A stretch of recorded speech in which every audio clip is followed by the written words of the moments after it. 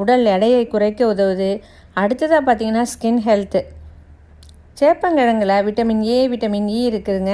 இது ஸ்கின்ல ஏற்படக்கூடிய தோல் சுருக்கங்களை குறைச்சி பளபளப்பாக ஆக்க உதவுதுங்க. Boost immune system.